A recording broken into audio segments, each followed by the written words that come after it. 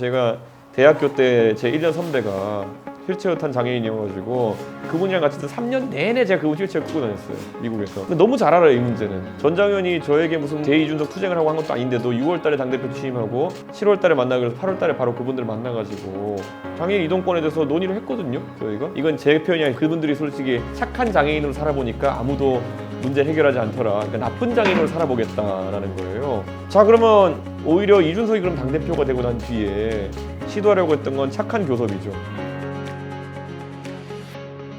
결국에는 우리 사회에는 수많은 외면으로 귀결되어진 많은 문제들이 있습니다.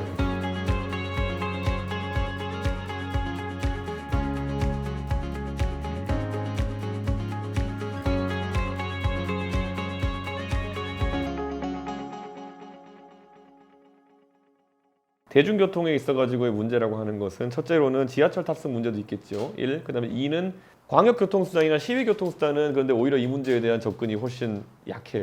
저는 거기에 대해서 제 얘기를 했었어요. 그분들 만났을 때. 시외교통수단과 광역교통수단에 대해 가지고 실제 접근성을 높이는 데 관심이 있다라고 얘기했어요. 그럼 그분들도 반대할 이유가 없죠. 자, 근데 문제는 그러면은 도대체 이 시위가 무엇을 대상으로 하고 있냐는 거예요. 휠체어 타분들을 위해서 엘리베이터를 많이 만들자? 좀 반대할 이유가 없죠. 다만 그런데 지금 서울적 지하철이 94% 가까이 설치가 됐고 아직까지 설치가 안 된 역사들은 구조상 굉장히 어려운 곳들이거나 아니면은 실제로 위로 올리면 사유지를 뚫고 나가야 되는 문제가 있는 곳들이라서 안 된 거 아니냐. 그럼 이거는 점진적으로 연구하자는 게 입장이니까 제 입장이 반대가 아니잖아요, 이거는.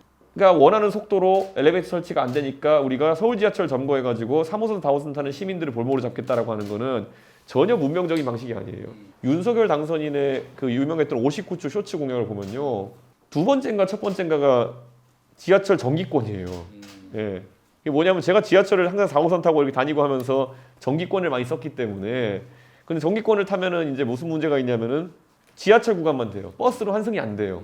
그러니까 내가 지하철 버스 정기권 다 같이 되는 걸 환승되는 걸 만들자라고 한 게 윤석열의 1번 아닌 2번 공약이었던 이유가 제가 만들어서 그래요. 예. 여기도 누가 그런 거 타고 다니겠어요.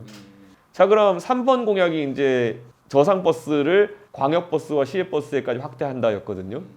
그거 제가 만들었거든요. 우리는 항상 사회문제 해결에 있어가지고 당사자성을 중시해요. 장애인이어야지만 장애인 정책을 할 수 있다. 이걸 탈피해야 돼. 이건 굉장히 독선이에요. 이 당사자성 때문에 우리는 굉장히 많은 정책 실패를 겪었어요. 가장 대표적인 게 청년 정치죠. 청년이 청년 일자리 문제를 해결해야 된다 얘기했었어요. 저는 이 생각에 완전 반대해왔어요, 지금까지. 그렇기 때문에 이준석은 의외로 이준석이 10년 가까이 정치하면서 청년자 직위가 들어가는 이름이 들어가는 직위를 한 적이 별로 없어요. 예전에 전에 청년 비례대표 제안이 들어왔을 때 전 거절했고요. 청년 최고위원과 일반 최고위원 전 일반 최고위원을 갔어요. 기탁금이 여기는 5천만 원, 여기는 1천만 원인데도요. 대한민국 정치는 수많은 것들을 분절해오면서 당사자성을 굉장히 강조해왔어요.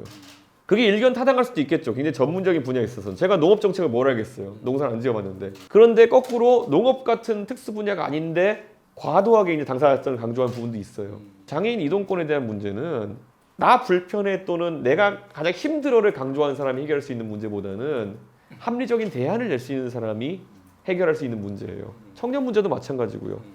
일자리를 보편적으로 잘 만들 수 있는 사람이 청년 일자리를 만들 수 있는 거예요.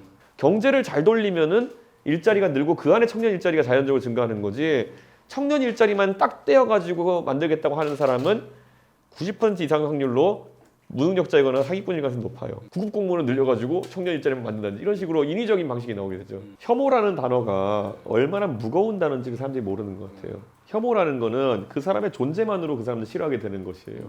나는 그냥 장애인이 싫어. 이게 혐오예요. 네가 싫은 이유는 장애인이기 때문이야. 이런 게 혐오예요. 저는 예를 들어 주어가 장애인인 적이 한 번도 없어요. 전장현은 불법 시위를 중단하라는 것이고 전장현이 마음에 안 든다는 거고 근데 이걸 보통 그럼 치환하려고 하거든요. 거꾸로 전장현은. 왜냐하면 더 많은 우군을 얻기 위해서 장애인을 대상으로 한 것처럼 이야기하거든요. 예를 들어 제가 페미니스트들의 일부 행태를 비판한다고 해가지고 저한테 반페미니스트라고 하는 것도 굉장히 독선적이에요. 예를 들어 예수를 믿지 않는 사람은 기독교도가 아닌 사람이에요. 그냥. 반기독교 도도가 아니에요.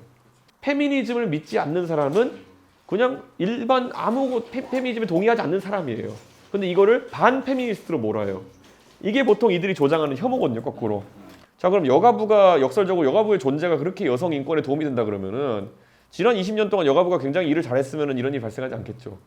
근데 역설인 거예요. 지금까지 성과가 없었고 이제 폐지의 대상이 지목되니 갑자기 여가부가 무슨 여성 인권의 보루인 것처럼 이렇게 이야기하는 것도 의외라는 거죠. 부처로서의 소임을 다했기 때문에 없애자는 것이고 작은 정부로는 입각해가지고 이야기하는 것이고 제가 당대표가 된 뒤로부터 보수가 이제 더 이상 꺼내지 않는 단어가 뭐냐면 색깔론이에요. 빨갱이 얘기도 안 하고 안 해요. 그러니까 저희는 이제 사회 이슈를 다루는 거거든요. 이게 그러니까 흔히들 더 씌우려고 하는 프레임 더 씌우려고 하는 그런 공격인데 이제는 그러니까 사회 문제를 다루기 시작한 국민의힘에 더 씌울 수가 없기 때문에 혐오 프레임을 씌우는 거예요. 뭐든지 무슨 말만 하면은 이준석이 여성 혐오라 생각하면 여성 혐오했다는 문장 하나만 소개해달라. 행동 하나만 소개해달라. 없어요. 장애인을 혐오했다면은 그렇게 많은 언론에서 지적을 하는데 장애인을 혐오했다는 행동이나 언어를 하나만 지적해달라. 그럼 보통 못 찾거든요. 그러면 마지막에 나오는 게 뭐냐면은 이준석 대표가 전장현의 문제를 제기한 이후로 네이버 댓글에 장애인 혐오하는 댓글이 늘어났다 뭐 이런 거거든요. 이런 거는 이제 거의 코미디 하자는 거죠. 이제 보면은 진보 정치에 대해서 얘기했는데 진보 정치에 대해서 욕하는 댓글이 늘어났다 그러면 진보 혐오인 거예요. 이런 비상식의 이제 논리까지 끌어들여가지고 혐오 담론을 끌어가려고 하는 게 그게 수준이라는 거죠. 이제 계속 이제 산으로 갈 텐데 혐오라는 단어를 가볍게 쓰기 시작하면서 지금 종북이라는 단어가 갖는 느낌이랑 비슷하게 할 거예요. 너 종북이야 했는데 사람들이 긴장감도 안 느끼잖아요. 사실 종북이 얼마나 무거운 단어입니까? 네. 저 북쪽을 찬양한다는 얘기인데 근데 종북이 그러면 그래 나 종북할게 하고 그냥 가버려요 사람이. 근데 혐오 담론도 조금씩 그렇게 하고 있어요. 너 혐오 장애인 혐오 그러면 그래 이런 상황이 올 거예요. 그게 가장 장애인들한테는 무서운 지점이에요. 우리나라는 녹색당도 환경보다는 젠더를 더 많이 다뤄요. 정의당도 그래요. 정의당도 과거에 노회찬, 단병호, 권영길 이런 노동의 영웅들이 있던 정의당과 젠더 문제만 다루고 있는 정의당의 위상이라는 건 얼마나 달라졌습니까? 저는 민주당이 지금 다소간의 어쨌든 그런 선거를 위한 전략성이라 하더라도 젠더 담론을 너무 거하게 이끌고 가면 전 180석 정의당 된다 이렇게 봅니다. 결국에는 우리가 어떤 세상을 그릴 때 정도전이 어떤 세상을 그릴 때 정도전이 그린 세상과 그 실현 과정에서의 저항 그리고 그 결과치가 실제로 어떻게 나왔을지가 딱 맞아떨어질까요? 저는 그렇지 않다고 봅니다. 100% 제가 바라는 방향으로 계속 실현될 거라는 기대하진 않아요. 근데 이제 거꾸로 제가 한 가지 기대하는 거는 그래도 매번 한 70% 확률로 이것이 옳은 방향으로 가길 바라거든요. 네.